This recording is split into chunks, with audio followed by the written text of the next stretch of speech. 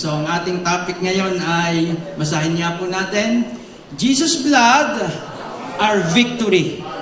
Matibay po yan. Jesus' blood, our victory. Pwede mo nang mag-uwi na tayo. Dahil maganda na yan eh. Kompleto na yan eh. Kung talagang naunawaan mo yung buong tinapos na gawa ni Kristo, masasabi mo talagang ang dugo ni Kristo ang aking tagumpay. Amen? So, kasi sa buhay ho natin, pinag-aralan natin yung kay Job suffering. So, nakikita ho natin na ang tao talaga ay prone o talagang siya ay humaharap sa maraming pagsubok. Humaharap siya talaga sa maraming problema. Nakakaranas siya ng pagkabigo. Sino po nakaranas na ng pagkabigo? Abay, salamat sa ilan. Salamat din sa hindi nabibigo. Kaya nga may pelikula dati, Camp Sawi. Nagsama-sama yung mga, hindi ko naman napanood siya totally, pero merong pelikulang ganon na sila ay Camp Sawi, nagkampo sila doon sa isang dagat doon at sila ay nagliwaliw dahil sila ay puro sawi. Saan? Sa pag-ibig. So, hindi po natin ninenegate o hindi natin pinabababa kung anong uri ng kasawian ang iyong naranasan. Kasi base ho yan sa iyong experience, kaya ka nagdadalamhati. Ano? Yan ho ay sa Tagalog ay, paubayaan ninyo kung magsalita ng Tagalog. Ang tawag ho dyan ay pagkabigo, kasawian, hilahil sa buhay. Alam niyo yung hilahil? Meron ho tayong nararanasan. Minsan, namatayan ka ng aso, na mahal mo. Masakit ho yan, namatayan ka ng pusa o anumang uri ng inaalagaan mo, dragon man yan. Pag namatay, nalulungkot kayo, nalulungkot tayo, kami may alagang tuta, undot ay mahaba, katawan ay mahaba kasi siya, hotdog. Ay nung namatay po yan, ay para kaming namatayan din ng anak. Kasi yun ay aming mahal na mahal. Siya nang may-ari ng aming kama. Siya ay laging nasa gitna. Meron tayong kasawian, meron tayong nararanasang mga kalungkutan, meron tayong nararanasang mga paghihiwalay sa ating mga mahal sa buhay. Namatayan ka ng magulang, namatayan ka ng asawa. O kung papayag kayo, namatayan kayo ng kuko. Masakit din po yung namamatayan ng kuko. Dahil okay lang na namatay ang kuko, pero yung tatanggapin mo habang buhay na patay na ang kuko mo at hindi na mabuhay, yun ho ang kailangan mo mag-move on. Meron mga kasawian, meron mga problemang hinaharap, kaya mahalaga ho na meron tayong pagtatagumpay sa bawat circumstances, sa bawat kakaharapin mo, sa bawat hakbang. Hindi ho natin alam, wala hong nagsasabi na ang tao ay hindi magkakaproblema. Wala akong tao magsasabi na hindi ako makakaharap ng maraming suffering, problems. Wala.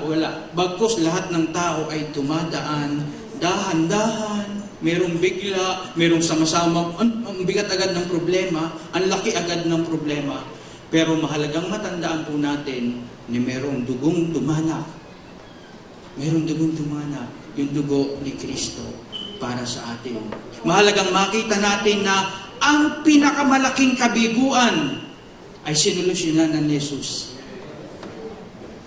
Mahalagang makita ho natin sa kaunawaan natin na itong dadaanan lang ito, hindi naman natin sasabihin, pero minor issues lang yan eh. Yung problema mo sa tubig, sa kuryente, minor. Sabihin mo minor. Pero yung total, yung suma total ng dapat mong pagbayarang malaki, as in talagang hindi mo kayang sabanahin, binayaran ni Kristo sa pamagitan ng kanyang dugo. Kaya anong problema mo ngayon? Minor issue, sabihin mo yan. Hindi yan makakaabot ng langit. Amen? Hindi makakaabot ang problema mo ngayon hanggang langit. Mapuputol yan. Mapuputol dahil sa langit, of course, wala na. Pinawi na ni Kristo ang luha, pinawi na ni Kristo ang suliranin, wala nang iiyak, wala nang malulungkot, wala nang mamumblema. Sagot ka na ni Jesus sa langit. Hindi ka na mamumblema sa Meralcong yan. Sa prime water na yan, hindi tumulo paggabi. Diba? Hindi ka na mamumblema dyan. Kaya mahalagang makita mo natin, sa kaunawaan natin, na mayroong ginawa si Kristo. Yung kanyang pagbubuo ng dugo, at yun ay ating tagumpay. Makikita ho natin yan. Tingnan nyo, basahin natin sa Colosas 2:13-15. Kayong dating patay dahil sa kasalanan. Kayong mga hintil, taas po ang hintil, yung mga walang pagkakilala talaga kay Jesus, hindi Israelita, na hindi nasasakop ng kautusan, ay anong ginawa po? Binuhay ka ng Diyos na kasama ni Kristo. Sino na daw po ang ating kasama nung tayo nabuhay? Si Kristo. Huwag po natin kalilimutan. Anong ginawa niya? Pinatawad niya ang ating mga kasalanan. Pangalawa, pinawalang bisa ang lahat ng naisulat na alituntunin laban sa atin, pati ang mga pananagutang kaugnay nito. Pangatlo, pinawi niya ang lahat ng ito. Kailan? Nang ipako siya sa krus. Sa pamamagitan ng kanyang kamatayan o sa kanyang pagbubugo ng dugo, nilupig niya ang mga pinuno at kapangyarihan ng sanlibutan. Anong ginawa niya? Ang mga ito'y parang mga bihag na kanyang ipinarada sa madla bilang katunayan ng kanyang pagtatagumpay. Sa mata ng Diyos Ama, nung natapos ni Kristo ang kanyang sakripisyo doon sa krus, nagdiwang sila.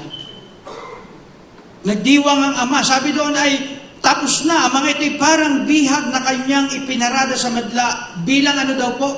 Katunayan ng kanyang victory. Kaya pagdating sa Diyos Ama, tagumpay na eh. May tagumpay, mayroong paglalaban, mayroong napagtagumpayan si Jesus na in-acknowledge ng Ama. Sabi niya, yun, pinarada, parang mga bihag na kanyang ipinarada sa madla bilang katunayan ng kanyang pagtatagumpay. So ang Ama at ang Anak at ang Espiritu Santo nag-celebrate na po ng tagumpay na yan. Nakaparada na. Ipinarada na.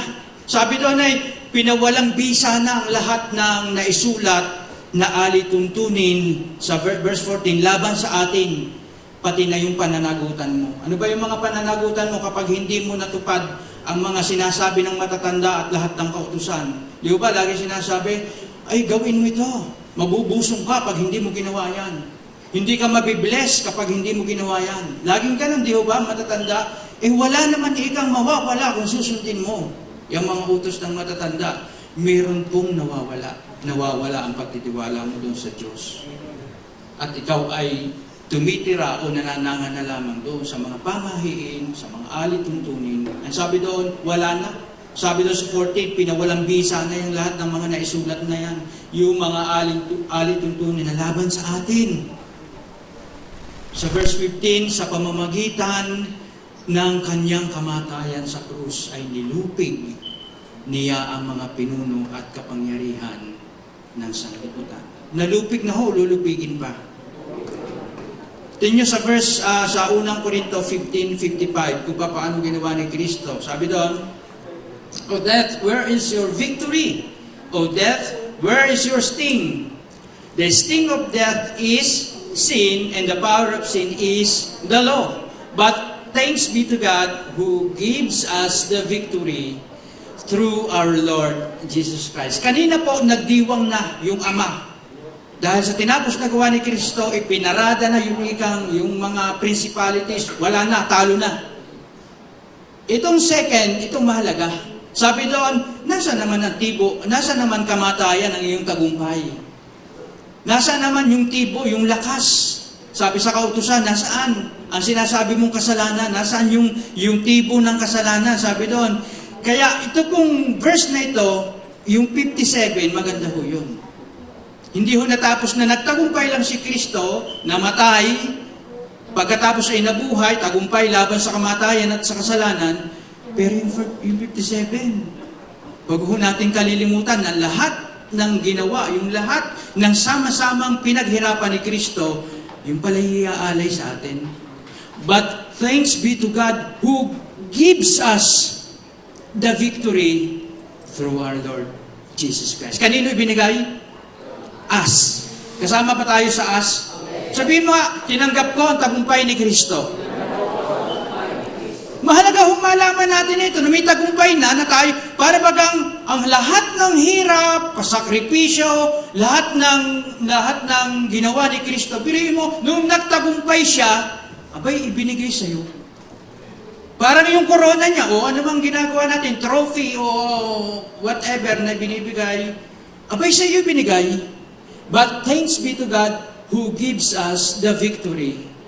Paano? Through our Lord Jesus Christ. Nakikristo na ho ba tayo? Palakpukan ho natin. Victory ho yan eh. Kasi mahalaga, dito ho, pinupundasyon ho natin na mayroong nangyaring tagumpay si Kristo. In-acknowledge ng Ama, pumarada na sila, tapos na ang labanan. Tapos na ang labanan. Yung future natin, kita na ni Jesus Christ, pinagtagumpayan niya, kaya nagsisimula na nga tayo ngayon sa tagumpay.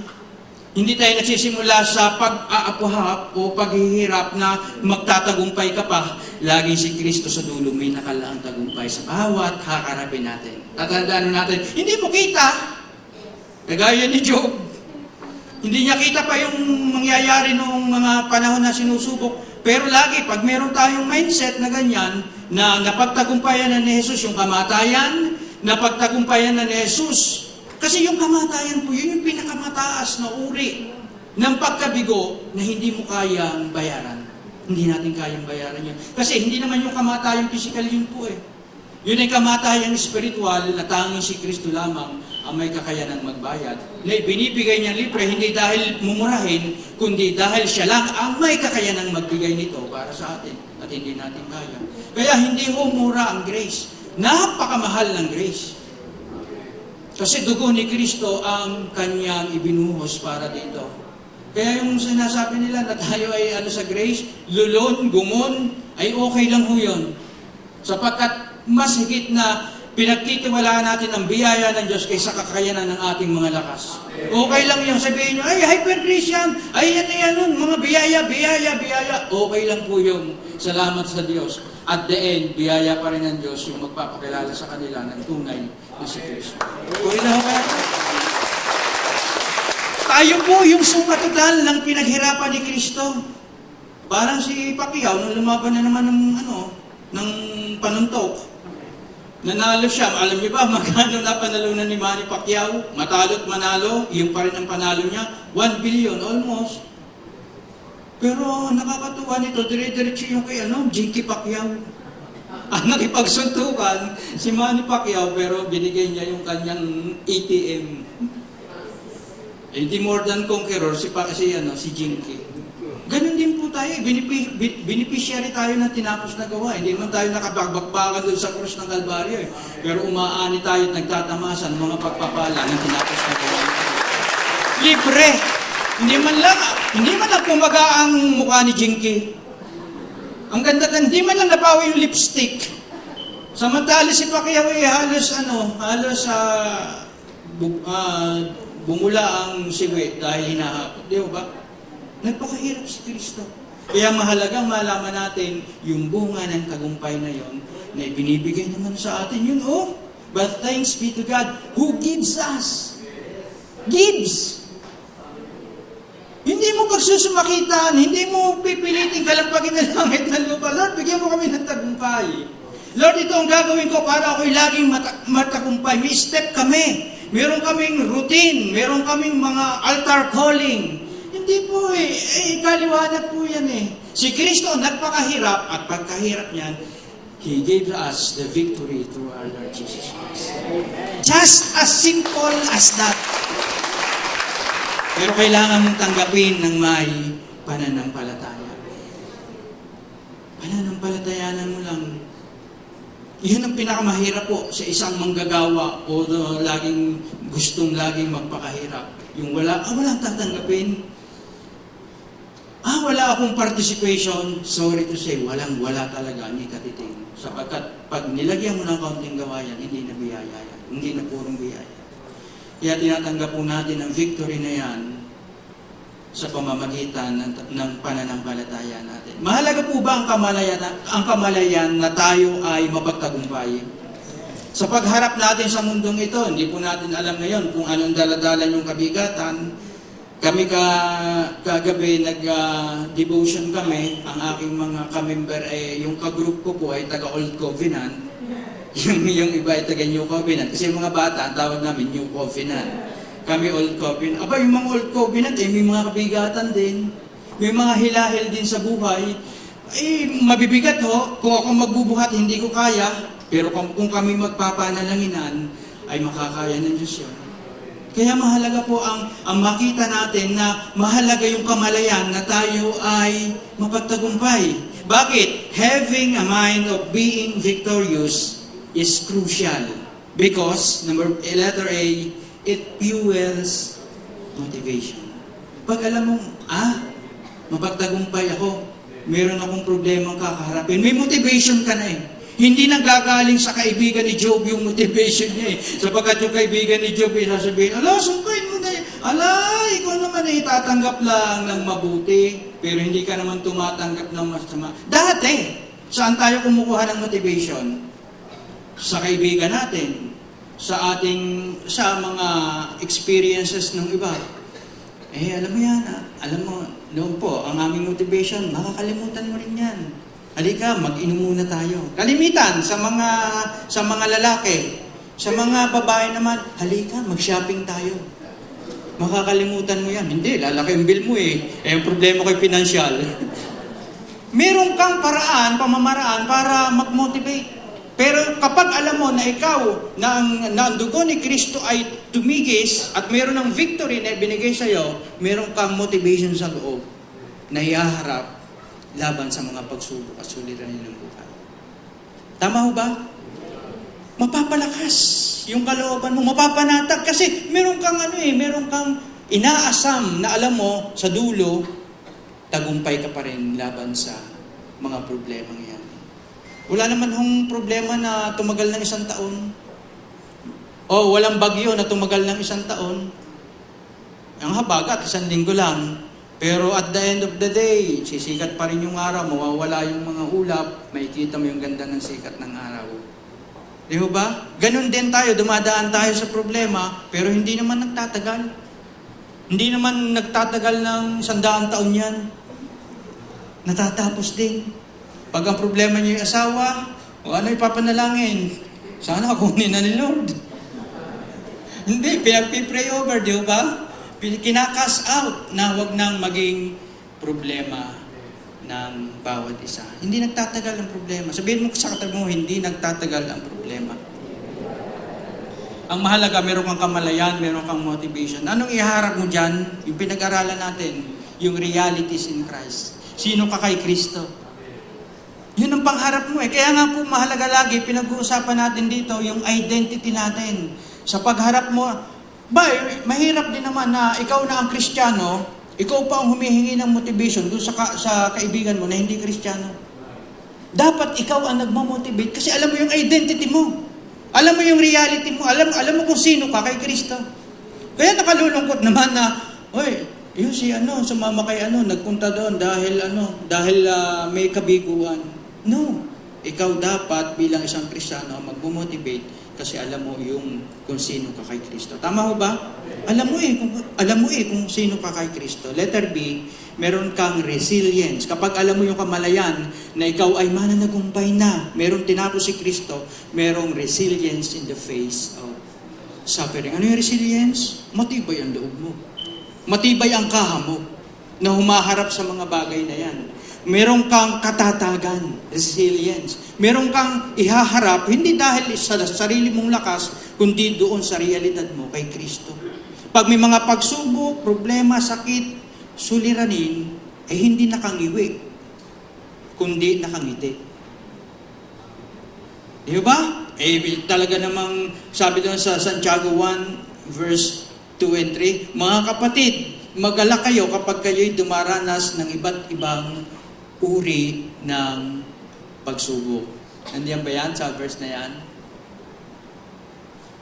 Ano sabi dyan sa Santiago 1? Sabi dyan, mga kapatid, anong attitude? Mag-alala kayo kapag kayo'y dumaranas ng iba't ibang uri ng pagsubok. Dahil dapat yung malaman na napatatatag ang ating pananampalataya sa pamamagitan ng mga pagsubok. Ano daw po nangyayari? O ano daw po yung attitude kapag dumadaan ka? Nakangiwi o nakangiti? Ang nagagalak po ay nakangiwi, nakangiti. Bakit? Dahil makikilala mo palalo si Kristo. Mapapatatag, malalaman ko ang gagawin ni Kristo dito sa bahagi ng buhay na ito. Ganun pala ang gagawin ni Kristo. Sabi doon, mapapatatag ang ating pananampalataya sa pamamagitan ng mga pagsubok. Kaya, at the end of the day, makikita mo yung tagumpay na ginawa ni Kristo para sa iyo. At napatatag ang iyong pananampalataya, may dadaan na naman. Alam niyo, ang problema, paulit-ulit lang yan eh. Tama ho ba? Pare-parehas. Walang bago sa ilalim ng araw na problema. Yung problema, ewan ko, yung mga bata, ang problema ngayon, maraming problema, mga bata ngayon. Noong kami, simple lang. Ang problema lang namin kung makakakain kami ng pakaskas. Ngayon, may burning, cheesecake, burn cheesecake, may flavor pa yan ang pagpipilian ng mga bata. Samantalang ang amin nung una, pakaskas lang, wala pang flavor na langka. Ay, namumroblema pa masyado ang mga bata ngayon. Hindi nga na-promote na pakaskas with twist na langka. Marami naman langka sa Isla Verde po kasi galing yung pakaskas natin. Nag-evolve naman yan, naging merengue. Pero hindi naman napapunta tayo doon. Kamalayan na ikaw ay mananagumpay, letter C. Kailangang ma-overcome. Pag alam mo na ikaw ay mananagumpay, hindi ka magnenega. Hindi ka nega. Sabihin mo sa katabi mo, hindi ka nega. Ma-overcome mo yung mga negative thoughts na pwedeng maglaro sa isipan mo. Yung pumapay-pay sa iyo, yung mga iniisip mo lagi, yung laging mga susolusyonan mo na hindi mo naman kaya, maiiwasan mo yan. Pag nagkakaedad, ang daming naisip. Bakit nga ganun pag nagkakaedad? Ang daming iniisip, yung bukas, dapat nakaprepara na. Yung susuotin mo, dapat planchado na. Yung laging detalyado, pag naedad. Tama ho ba? Pati yung future ng mga anak mo, dapat detalyado. Pati yung paglalagyan mo, pag ikay namatay, detalyado din dapat. Ganun po sabi doon, ma-overcome mo yung mga negative thoughts. Mapapalitan mo yan ng mga positive at saka mga empowering na kaisipan. Doon nga po sa kwento ni Job, ang daming thoughts na ibinigay kay Job. Pero dinisregard po niya yan. Kasi kilala niya yung kanyang Diyos. Amen? Pag kilala mo ang iyong Diyos, ma-overcome mo yung mga negative thoughts. Meron ho bang bubulong-bulong sa ating mga isipan ng mga negative? Dapat ho ay mapalitan niya ng mga positive at saka yung nagpapalakas sa ating espiritu. Kasi ang ating pundigmaan ay nagsisimula sa ating isip. Hindi natin alam kung nasaan ang isip nyo ngayon. Di ho ba? Nandoon. May pinaglalabanan lagi. At nagsisimula yan sa negative thoughts. Kapag yan ay iyong binigyan ng pagkakataon, lalaki ng lalakihan at magiging halimaw. Posible na ikaw ay matalo doon sa isang circumstances ng buhay, pero at the end, bibigyan ka pa rin ng lakas ng Panginoon. Pero sayang, sana hindi mo na in-entertain. Hindi ka na natalo. Hindi ka na nagpabuyo doon sa mga negative na yan. Parang malabo pag dumadaan sa pagsubok, parang malabo pag dumadaan sa mga problema, parang malabo pag may mga suliranin, pero lagi po nating tatandaan, mapagbiyaya ang Diyos. Hindi siya mapagpabaya. Maganda ho ba yon?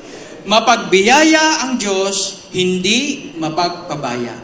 Amen? Alam ng Diyos sa bawat panahon, pagkakataon, aakayin niya tayo sapagkat ang Diyos ay mapagbiyaya. Alam niya ang bawat impit, hiling, daing na iyong pinagdadaanan sa bawat parte ng buhay mo. Mahabang panahon ho kasi. Bakit natin pinag-aaralan lagi yung ginawa ni Kristo? Mahabang panahon na nabuhay tayo na lagi tayong talunan. Pero legally po, talo talaga tayo. Kasi namumuhay tayo sa kadiliman. Sino namang nanalo na namumuhay ka sa kasalanan? Talagang nabuhay po tayo ng mahabang panahon, ipinarandam, ipinarana sa atin na tayo'y kapos sa Diyos. Kaya dapat din naman ngayon, maunawaan natin yung ating tagumpay, yung ating identity. Tayo naman ay tagumpay na ngayon kay Kristo. Kasi mahaba ang panahon At kung ikaw ay nasa isang relihiyon na ikaw ay nagpupursigi pa rin at nahihirapan na maabot ang presensya ng Diyos, talagang hirap na hirap ka. Pagod na pagod ka. Pero kung ikaw ay uupo, makikinig sa tinapos na gawa ni Kristo, sasabihin mo, yung tagumpay na ginawa ni Kristo, ibinigay pala sa akin, pwede mo siyang palakpakan ngayon. Pwede kang magpahinga sa kanyang presensya. Kaya ang ating pong iniaaral ay si Kristo, yung kanyang tinapos na gawa. Mahabang panahon po na tayo ay inalipin, pinahirapan, alipin ng kaaway, alipin ng kautusan, alipin ng kung sino-sino. Pagkatapos nung tayo ay na-born again, kuno, or yes, totoo naman, pero yung pamumuhay at pagkakilala natin sa Panginoon ay wala pa rin kapahingahan dahil mixture po yung pagkakilala natin na meron ka pang parte na nawawala pa ang iyong kaligtasan. Dahil ikaw ay may parte, kailangan mong magbait at magpakabuti. Sino bang namatay sa krus para bigyan ng kaligtasan? Ikaw pa? Hindi. Bigay sa iyo ang kaligtasan. Kaya dapat po tayong mamuhay sa isang katotohanan na tayo ay mananagumpay na Kristiyano. Hindi ka na failure. Hindi na tayo failure. Wala ka nang dapat patunayan sa harapan ng Diyos para maging matuwid. Ginawang lahat ni Kristo para ikay maging matuwid. Amen? Pagdating sa kaligtasan, tinapos lahat ni Kristo ang kaligtasan mo totally. Absolute ang kaligtasan binigay niya. At ito'y binigay niya nang alam na alam niya ang gagawin mo bukas. Ibinigay ang kaligtasan sa atin, alam na alam ni Kristo ang magiging dulo mo. Alam na ikay madadapa sa isang parte ng buhay mo, pero ibinigay pa rin sa iyo. Kaya hindi nagkamali ang Diyos ng pagbibigay sa iyo, sa atin ng kaligtasan. Kaya wala kang parte dyan. Regalo yan ng Diyos. Amen? Pwede ba natin palakpakan ng Diyos? Hindi nagkamali sa akin ng pagbibigay ng kaligtasan. Pinili talaga ako ng Diyos para bigyan ng kaligtasan. At kailanman siya ang magpapanatili nito.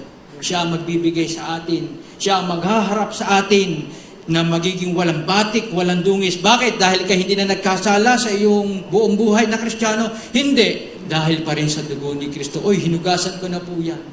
Yung past, present, future, hinugasan ko yung lahat ng kasalanan yan. Kaya pagharap mo, talagang walang batik. Talagang walang batik ka sa harapan ng Panginoon. Bakit? Hugas na hugas ka ng dugo ni Kristo. Mahabang panahon, okay po, palakpakan natin ng Panginoon sa kanyang ginawa. Okay lang kung ikaw ay unbeliever, sasabihin mo, apart from Christ, I can do nothing. O you can do nothing. Tama naman yun. Pero nung ikaw ay nakay Kristo na, sabi doon, ano sabi doon? I can do all things through Christ who strengthened me. Baliktad na. Doon lagi, hindi ko kaya yan. Totoo naman. Paano mo makakaya ang mga bagay-bagay at mga suliranin sa sarili mo kung wala si Kristo? Pero ngayon naman na nasa sa atin, dapat ipangalandakan naman natin na I can do all things through Christ who strengthens me. May problema ka ba ngayon, kapatid? May suliranin, may malaking financial need ka? I can do all things through Christ who strengthens me. Kung ikaw ay nag-aaligaga, mas nag-aaligaga si Jesus na nasa sa atin. Amen. Ang maganda, yung pagkaaligaga mo, kayang solusyonan ni Kristo. Amen. Hindi lamang able si Kristo, willing pa siya na tulungan ka sa panahon ng kabagabagan mo. Dahil ginawa na nga niya yun Roma 6:4 and 5, ang sabi doon, namatay siya kagaya ng kamatayan, namatay tayo kagaya ng kamatayan ni Kristo, gayon din naman nabuhay tayo kagaya ng pagkabuhay ni Kristo. Mabigat po yun. Bakit? Sabi ho doon, sa makatuwid, tayo ay namatay na at nalibing na kasama niya sa pamamagitan ng bautismo upang kung paanong binuhay muli si Kristo sa pamamagitan ng dakilang kapangyarihan ng Ama, tayo rin naman ay magkaroon ng panibagong buhay. Yung identification natin sa kanyang pagkamatay. Saan ho ba siya namatay? Namatay siya para sa kasalanan, pero hindi ho nanatili. Pagkatatlong araw ay siya'y nabuhay na maguli. At yung pagkabuhay na yon, kagaya na yon, sabi doon sa verse 5, sapagkat kung nakasama tayo ni Kristo sa isang kamatayang katulad ng kanyang kamatayan, tiyak na tayo ay makakasama rin niya sa muling pagkabuhay na katulad ng kanyang muling pagkabuhay. Kaya nung nabuhay ho si Kristo, tagumpay ho yun eh. Tagumpay siya sa kamatayan, tagumpay siya sa kasalanan, nalibing, at nabuhay siyang muli ng panibagong buhay. Hindi naiwan ikaw na kasama ang napako ni Kristo doon.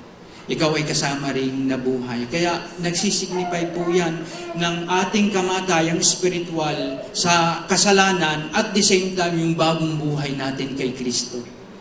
Kasama tayong nabuhay ni Kristo. Kaya tayo lumalakad dito na kasama natin si Kristo. At yun po ay dakilang kapangyarihan ng kanyang muling pagkabuhay. Nagbayad siya ng kasalanan, siya ay namatay, tumigis ang kanyang dugo. Pero yung kapangyarihan ng kanyang pagkamatay at muling pagkabuhay, hindi po nanatiling patay si Kristo. Nabuhay siya at kasama tayong nabuhay, yung ating identity. At yun po ay hindi na magwawalay kailanman. Kaya mahalagang may kamalayan tayo laban sa mga problema. Meron akong brother, may kasama akong higit pa sa problemang yan. May meron akong kasama na mapapagtagumpayan yung mga suliraning yan. Ito, kasama ko. Sino? Si Jesus. Amen? So, mahalaga po yun. Ano pa yung mga benepisyo ng pagbububo o pag-agos ng dugo ni Kristo? Na dapat nating muni-muniin, na dapat nating sambi-sambitin, na dapat nating ala-alalahanin. Ano yung mga benepisyo niyan? Ano yung tinapos na gawa ni Kristo? Mahalaga ho itong magpaulit-ulit tayo kasi sabi ho dito, yan ay para sa kapatawaran ng ating kasalanan. Jesus' blood provides forgiveness for gano'ng kadami? For past, present, and future sins. Walang nakaligtas na kasalanan nang tumigis ang dugo ni Kristo. Pwede ho ba nating namnamin yun? Isipin mo sa buong mundo, nung tumigis ang dugo ni Kristo, walang nakaligtas. Lahat ay sinakop ng katawang hubad ni Kristo. Walang nakaligtas na kasalanan nang tumigis ang dugo ni Kristo. Unang Juan chapter 2 verse 2, si Kristo ang handog sa ikapagpapatawad ng mga kasalanan. Hindi lamang ang ating mga kasalanan, kanino? Kundi maging ang kasalanan ng lahat ng tao. Yung bang mga lahat ng tao, may mabubuhay pa ba bukas? Kasama ba siya sa lahat ng tao? Ano sabi doon? Ibinigay ko sa inyo, si Kristo ang handog sa ikapagpapatawad ng mga kasalanan. Pag sa Kristiyano, yung gagawin mo bukas, kasama doon? Oo, lahat ka ng tao Ito ang hindi maunawaan ng mixture. Nakakala nila ang pagpapatawad ng Diyos ay at the present lang. Hanggang ngayon, bukas, bahala ka sa buhay mo. Pag wala kang litaniya, pag wala kang indulhensya, wala ka patawaran. Pag walang paghingi ng isa-isang kasalanan, hindi ho. Parang lalabas na yan na may participation kayong dalawa. Wala. Panampalatayanan mo na may nagbubuo ng dugo at yun ay sapat na. At ang bisa noon ay hanggang ikaw ay mawala na. Naroon pa rin ang bisa ng dugo ni Kristo. Isipin mo, ang bisa ng dugo ni Kristo, dinala pa niya hanggang doon sa katas-taasan. Para ikaw ay pagharap doon ay linis na linis. Sapagkat yung pa rin na maghuhugas at maghuhugas sa ating bawat kasalanan. Ganun natin pinahalagaan ang dugo ni Kristo. Ganun natin pinahalagaan yung kapatawaran ng ating kasalanan. Sabi nila, pag ikaw daw ay naririto sa sistemang ito, ikaw daw ay welcome ang lahat ng kasalanan kasi yan daw ay license to sin.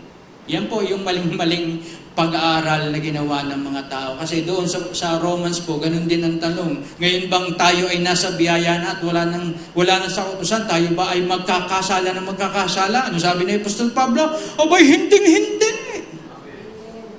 Hinding-hindi. Sabi ni Max Alvarado.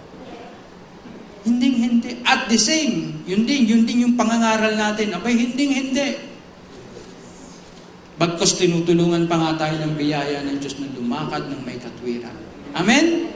So pagkat hindi mo naman kaya makalakad ng may katwiran kung wala ang biyaya ng Diyos. Kaya nga, apart from Christ, we can do nothing.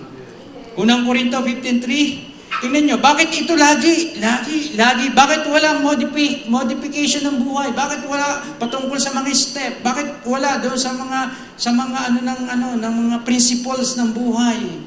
Ito kasi ang tinanggap ni Apostol Pablo, sabi ni Apostol Pablo sa unang Korinto 15:3, sapagkat ibinigay ko sa inyo itong pinakamahalagang katuruan. Ano yung pinakamahalagang katuruan na tinanggap niya? Si Kristo'y namatay dahil sa ating mga kasalanan. May hahalaga pa ba doon sa kasalanan na yan na binayaran ni Kristo? Kaya pag si Pablo, pinangaral natin sa panahon na natin, ito pa rin ang sasabihin niya. Na nawala sa mahabang panahon na hindi ipinangaral, lagi na lang pagbabagong buhay, change character, recollection, puro ganun, puro sa modification ng buhay. Pero sabi doon, ang pinangangaral ni Pablo, may namatay. May namatay na para sa kasalanan mo, si Kristo. At kung iyan ang pinakamahalaga, sino ka naman para hindi pahalagahan yung pinakamahalagang utos niya? Kaya dito po sa atin, sa Jesus Our Abundant Life Church, yung pinakamahalagang turo, ang ating itinuturo, yung kapatawaran ng kasalanan. Pwede ba natin palakpakan? Wala na, dahil yan ang pagpapalaya sa iyo para ikay maging produktibo sa buhay na ito. Na-try na ho natin ang maraming sistema. Yung pagpapatino sa tao, walang naging matino sapagkat siya'y naging alipin, marupok, mahirap, trying to please God lagi, samantalang ang Diyos na nga nalulugod sa atin. So pangalawa, ano yun? Yung ginawa ni Kristo, yung justification. Napakahalaga malaman natin yung pagbibigay ng katwirang ito sa atin na ikaw ay kailanman ay hindi na guilty at hindi na magiging guilty sa kasalanan dahil ikaw ay justified na. Pinalaya ka na. Inacquit ka na. It is a declaration of forgiveness and acquittal from sin. Ba't hindi ho natin maintindihan nung napakahabang panahon na tayo nag-aaral na acquit ka na? Na tayo ay pinatawad na, making the individual right with God, and this is not a process of making a person inherently righteous. Hindi ho yan proseso.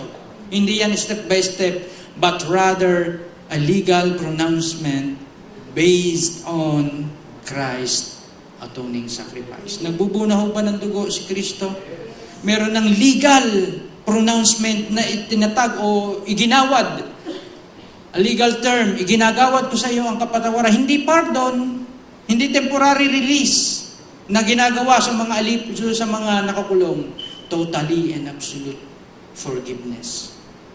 Walang guilty. Wala ka ng guilty. Doon, pag ikaw lumabas, halimbawa, ikaw ay ex-con or people deprived of liberty, mayroon ka pang guilty feelings. Hindi ka makasalamuha doon sa mga kasi alam mo doon sa inside mo na ikaw ay nagkasal dito, free ka. Malaya ka makakasalamuha. Walang pwedeng mag-convict sa'yo, walang pwedeng mag-accuse sa'yo sapagkat ikaw ay pinalaya. Hindi ng tao. Inakwit ka ng Diyos ng mga Diyos, hari ng mga hari. Ay, paano ka i-condemn? Sino magko-condemn sa bawat justified ng Panginoon? Walang magko-condemn sa atin. Declaration po yan ay bunga ng tinapos na gawa. Unang Korinto 6:11, and such were some of you, nung hindi ka pa naniniwala, before you believe. But you were, nahugasan na ho ba? Yes, by the atoning sacrifice of Christ, by the blood of Christ, you were sanctified.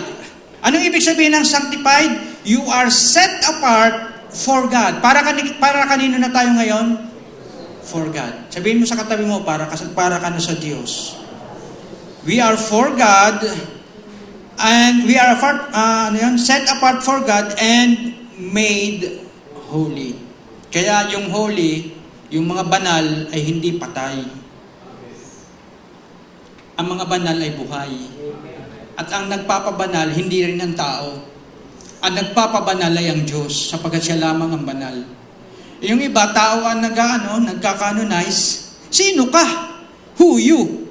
Dapat ang mag-ano sa iyo, mag-justify sa iyo, yung hindi nakagawa ng kasalanan. Yung walang iuusig doon sa nagproklama. Pero tayo pinroklama na banal. Kaya yung iyo, sasaulitin ko na naman, yung mga santo-santo yung katabi, santo talaga yan. Amen?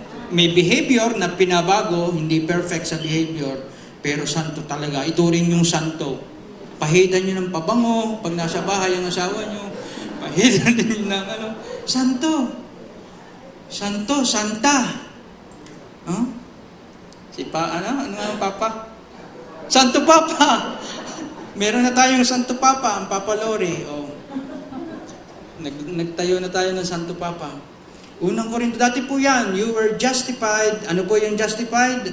Declared free of guilt in the name of the Lord Jesus Christ and in the Holy Spirit of our God. Kaya tayo po ay dineklarang holy, dineklara tayong justified, pinatawad ang ating lahat ng kasalanan. And number 3, sanctification.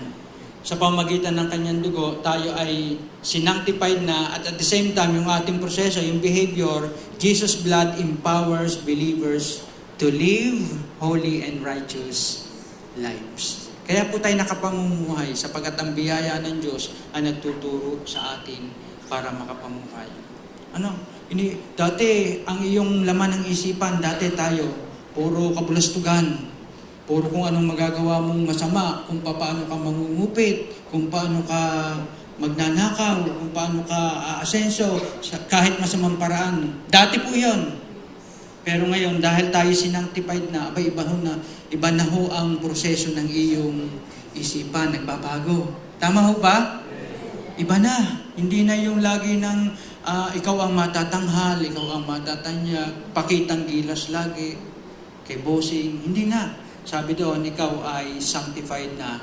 Yung dugo ni Kristo ang nagpapalakas sa iyo para makapamuhay ka ng may kabanalan sa mundong ito. Amen? And number 4, last, meron kang kapayapaang hindi nabibili na sanlibutan ito, yung peace with God. Through Jesus' blood, believers experience peace with God and freedom from condemnation. Wala nang ibang makahuhusga sa iyo, wala nang pwedeng magparatang sa iyo kahit ang kaaway. Kasi sabi doon sa Roma 8:33, 35, and 37, ang sabi diyan, sino pa ang makapaghaharap ng paratang laban sa mga hinirang ng Diyos? Gayong ang Diyos ang nagpapawalang sala sa kanila. Maliwanag ho ba yun? Sino pa wika ang maghaharap ng paratang? Pag may accusation na ginagawa ni sino bang accuser of the brethren? Si Satanas. Hindi pa talaga yan. Kaya nga nung una, pag magpapalayas ng demonyo, ay siguraduhin mo ika na ikaw ay walang kasalanan. Teka muna, hindi na ako sasama. Totoo yun. Lumaki kami sa prayer warrior. Hindi ko nababanggitin ang mga founder niya dahil ako'y matanda na. alam ko yung pinagdaanan na. Alam ni Naabyan. Aba, ikaw, Utoy, meron doon sinasagnipan sa libho. Sa may makalampas ng talipapa, pakanan. Doon. Basta doon. Ikaw ready. Ganyan lagi. Ready ka ba? Paano kung ready? Ako magdadrive. Idadrive kayo. Ikaw walang kasalanan. Dahil baka sabihin nung ikaw din naman itong ginagawa mo. Dahil kita ang ginagawa ng demonyo. Kita. Nako, yan ka magpapalaya sa akin. Gantong trabaho niyan. Di mapapahiya lang. Baka ikaw pa ang saniban, sabi doon. Di ang magandang labanan. Di kayo, pagdadrive ko na lang. Di kayo na lang. Hanggang makarating sila dito. Sa awa naman ng Diyos, hindi rin napalayas. Wala rin. Let's go, come on. Come on, yung pala yung sinama niya. Sa halip na kasal, come on, let's go. Amen. Sino makapaghihiwalay sa mga hinirang Diyos? Gayong ang Diyos ang nagpawalang saka. Kaya kung may mga demon possessed man, malayang-malaya kang magpalayas ng demonyo. Takot na takot sa iyo ang demonyo. Kasi napawalang sala ka na ng Diyos. Ito lang naman na sasabihin mo Hindi sabihin mo, talaga naman, ang behavior ko hindi maganda, pero ako'y pinalaya na ng Diyos. Ika'y lumaya sa pamamagitan ng dugo ni Kristo. Hindi naman dahil sa buhay ko ikaw lalayas. Akala ng mga iba, tuwid ang buhay niya lalayas. Hindi po. Sa dugo po ni Kristo lumalayas ang mga demonyo. Amen? Sa pangalan ni Jesus. Sapagat walang pangalang ibinigay sa silong ng langit na higit pa sa kapangyarihan. Di ha? Sabi doon? Kaya si Jesus ang bida, hindi ikaw. Kaya pag may nagyakag sa iyo, Pastor, brother, sister, samahan mo nga ako at mayroon lang tayong ipapanalangin dito na talaga namang 10 ang demonyo eh. Kayang-kaya. Hindi mo, kundi dahil ni Kristo. Wala ka ng takot ngayon. Pwede ba natin palakpakan? Wala nang makapapagharap ng paratang laban sa mga hinirang ng Diyos. Verse 35, sino ang makapaghihiwalay naman sa atin sa pag-ibig ni Kristo? Yung bang kaguluhan na nararanasan natin ngayon? China versus Philippines, China versus Taiwan. Yung bang mga kaguluhan? Yung bang mga kapighatian ang makapaghihiwalay kay Kristo? Yung bang pag-uusig? Yung bang pagkagutom? Yung bang kahirapan? Yung bang mga panganib? O kamatayan? Ang sabi sa 37, ay hindi. Sa lahat ng mga ito, tayo'y siguradong magtatagumpay sa pamamagitan niya na nagmamahal sa atin. Pwede ba sabihin natin, siguradong magtatagumpay sa pamamagitan niya na nagmamahal sa atin. Ang ganda ho niyan. Kasi lahat na ng mga senaryo na pwedeng mangyari sa isang Kristiyano ay wala daw hong makapaghihiwalay sa atin sa pag-ibig ni Kristo. Lahat na ho. Pinagsama-sama na kahit yung pinakamataas, yung kamatayan, yung spiritual death, yung separation from God eternally, sinolusyonan ni Kristo. At walang na makapaghihiwalay sa atin sa pag-ibig ni Kristo. So ano naman ang pagkakaiba ng mananampalataya at di mananampalataya pag dumadaan sa mga problema at pagsubok? Ito na po, application. Ano ang pagkakaiba ng mananampalataya at di mananampalataya pag humaharap sa mga problema at suliranin? Aba, ay yung mga unbeliever, abay malakas ako. Meron akong lakas. Marami akong ganito. Yan ang pamamaraan ng mga unbeliever. Meron siyang mga diskarte sa buhay. Meron siyang mga kaibigan na pwedeng lapitan. Sinabi, pare, medyo lonely ako ngayon. Walang problema yan, punta ka rito. Saan tayo? Diyan, sa papunta sa taas. Balagtas. At doon po, yung balagtas po natin, meron po diyang mga taberna. Yung mga taberna dyan. Meron po diyang mga inuman, tapos marerelax ka. Sino nagsabing na-relax? Wala. Problema pa rin yun kinabukasan. Tawanan mo ika ang problema. Yan yung mga diskarte natin ng una. Tawanan mo lang ang problema. Kaya may kantang tawanan mo ang problema. Ay, banal na pala yun. sorry. Bago pala. Pastor James kasi nahihilig sa video. Okay? Ay pala, So, yan yung diskarte ng unbelievers dati. Alam ko, pinagdaanan na rin naman natin yung mga bagay na yan. Nag-iimo-imo ka, nagnenega-nega ka. So, pag anak ka ng Diyos, pag anak ka ng Diyos, ikaw ay lumalakad na kasama niya.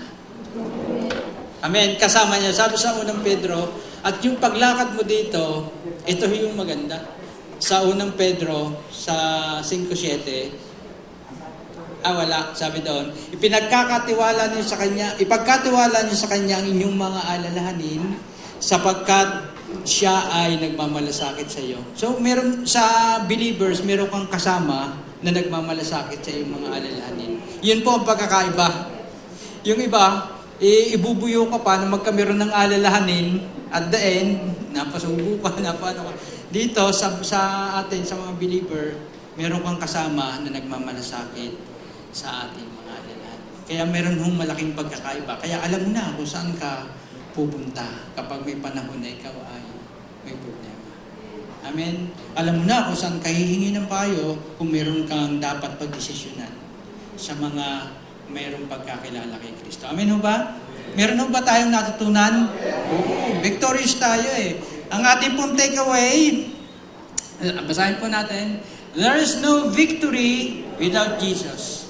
Because through Christ's death, burial, and resurrection, He gives us the power and strength to overcome whatever is trying to defeat us. Ang sabi doon sa ulit, living victoriously begins and ends with Jesus. Walang victory kapag wala si Jesus. Kaya pwede natin sabihin, sabay-sabay natin banggitin, dahil kay Kristo, tayo ay laging tagumpay. Palakpakan ho natin ang ating Panginoon. Amen. Maraming salamat po sa inyong kabutihan, Panginoon, na ginawa doon sa krus. Nagpapasalamat po kami na kami ang sumatotal ng paghihirap mo doon, na pagkatapos mo maghirap at kamtan ang tagumpay, ito'y malaya mong ibinigay sa amin ng walang bayad, Panginoon, upang iharap namin at maging kalakasan, maging motivation namin, maging resilience namin sa paglakad namin sa sanlibutan ito. Maraming salamat po sapagkat nagbubuhat ang aming paglakad mula sa tagumpay patungo sa tagumpay. Maraming salamat po sa inyong kabutihan na ibinibigay sa amin ng walang bayad. At kung ikaw ay nakakapakinig o naririto ngayon na hindi mo pa nakikilala ang ating Panginoong Jesucristo na nag-alay ng buhay para sa atin, pwede kitang samahan sa isang panalangin ng pagkilala at pagtanggap sa kanyang ginawa doon sa krus. Sabi mo, Panginoong Jesus, kayo po ay namatay sa krus para bayaran ang lahat kong kasalanan. Nagpapasalamat po ako sa iyong dugo na nagbayad ng lahat kong mga kasalanan. Tinatanggap ko ang kapatawaran na iyong ibinibigay sa pamamagitan ng aking pagtitiwala sa iyong tinapos na gawa sa krus. Salamat po sa buhay na walang hanggan na iyong ibinibigay sa akin. Sa pangalan ni Jesus. Amen.